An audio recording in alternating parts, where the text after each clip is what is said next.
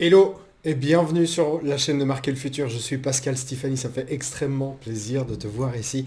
Je reprends enfin les épisodes Une marque, un mot et j'ai vraiment beaucoup de plaisir à te montrer ce nouvel épisode. Je suis allé un peu plus loin et puis je me suis dit que c'était la bonne occasion de te faire un bon cas d'étude sur lequel on peut apprendre pas mal de choses, de voir en fait finalement que le design d'une marque puis l'aspect en fait graphique, c'est pas simplement des trucs pour faire joli mais ça va un peu plus loin. Donc là, je t'ai préparé un truc vraiment intéressant pour cet épisode. Le temps de faire un petit récap, hein, on avait travaillé sur Harley Davidson, avec le coût de la liberté, la religion avec Apple. On avait vu aussi ce que ça comportait de travailler sur un espace négatif avec Carrefour, travailler sur le naming, Comic Sans et tout. Et cet épisode va parler du positionnement. Comment est-ce que tu positionnes ta marque? Comment est-ce que tu la présentes auprès de tes clients et auprès de finalement de tous les stakeholders, de toutes les personnes qui touchent de près ou de loin ta marque? Comment est-ce que tu te positionnes de telle sorte à ce que déjà tu sois bien compris et de deux que tu gagnes en fait une valorisation de ta marque et que ta marque paraisse beaucoup plus chère et euh, beaucoup plus chère et beaucoup plus haute en estime que ce qu'on va que ce qu'elle est réellement. Et aujourd'hui, on va parler de la marque Spotify. Et cette marque est absolument géniale.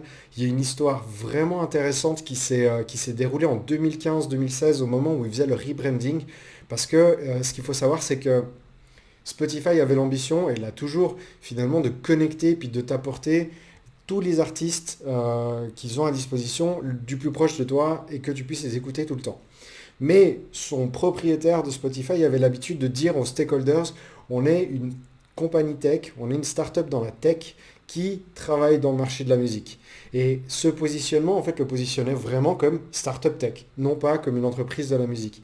Et ça posait un peu de problème. On voyait qu'il y avait ça montait un petit peu. Il y avait les early adopters qui kiffaient Spotify parce que du coup, technologiquement, c'était super intéressant puis ça apportait pas mal de nouveautés. Mais ça avait du mal à toucher le mainstream et puis vraiment la grande population. Et c'est à ce moment-là, voilà, tu vois, je te mets quelques exemples de publicité dans les tout premiers, vraiment dans le truc du early adopter. C'est l'idée, le programme, l'application Spotify, elle est là. Le Play Any Song, Anytime, tu vois, c'est quelque chose qui parle de la fonction et puis pas vraiment de l'émotion ou quoi que ce soit. Hello America, Spotify Here, tu vois, il y a vraiment ce côté où on est sur la fonction plus que sur le côté émotionnel, bien que sur le coin supérieur droite, on puisse voir quand même quelques trucs avec des images, le mec qui s'amuse, les instruments de musique, etc. Un moment après, ils font des publicités et les premières publicités avant d'aller voir en fait l'agence de branding dont je vais te parler, ils avaient des publicités qui montraient plus des moments où on écoutait la musique, donc c'était déjà un bon progrès. Euh, mais par contre, le gros problème qu'ils avaient, c'est que tu pourrais mettre n'importe quel logo là-dessus. Tu pourrais mettre Nike, tu pourrais mettre, je sais pas, Dr Pepper. Et ben ça passe. Et c'est un peu le souci, c'est que ce type de publicité qui marche quand même super bien, puis qui commence, si tu veux, à te connecter avec ton public, tu te rends compte que tu peux changer le logo, tu mets une autre approche, et puis il n'y a pas d'identité qui sort, il n'y a pas cet ADN très fort qu'on connaît aujourd'hui de Spotify. Et c'est à ce moment-là, en fait, qu'ils se sont rendus compte qu'ils avaient un problème de communication, ça allait un peu dans tous les sens, il n'y avait pas vraiment d'identité, pas d'ADN fort et tout. C'est à ce moment-là qu'ils ont fait appel à l'agence de branding Collins. C'est une méga agence de branding.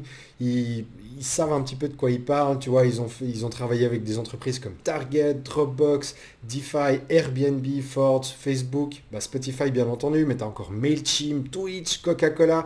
Enfin, la liste, elle est énorme. C'est une agence de branding en tout cas dans notre domaine, qu'on ne présente plus. Son fondateur, Brian Collins, fait partie des trois seuls êtres humains vivants encore aujourd'hui qui possèdent le titre honoraire de Master en branding et en communication. Donc, c'est pas un petit gars.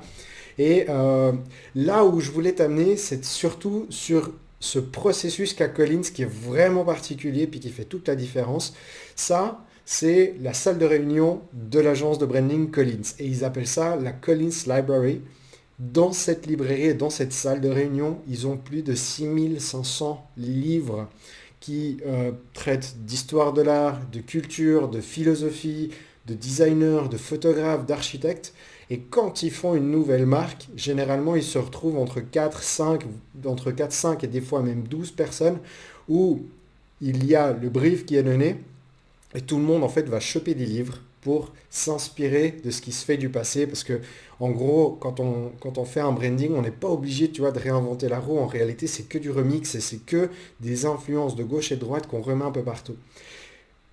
Quelques heures ou quelques jours plus tard, enfin un peu de temps après, quand ils vont faire le débrief pour voir le type de recherche qu'ils ont, les éléments de recherche qu'ils ont trouvés, eh ben, il y a un des directeurs artistiques qui avait un livre sur les pochettes, les covers d'albums de rock psychédélique des années 60 et 70.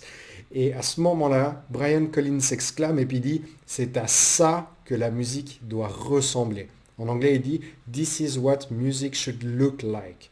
Et c'est à ce moment-là, en fait, qu'on se rend compte que si on devait si on devait transformer l'aspect auditif de la musique en quelque chose de visuel, c'est le lien émotionnel qu'on peut faire grâce à l'aspect du design. Et c'est grâce à cet élément-là, grâce à cette phrase ultra punchy, que Spotify a pu avoir sa nouvelle marque en 2015 avec le travail du duotone.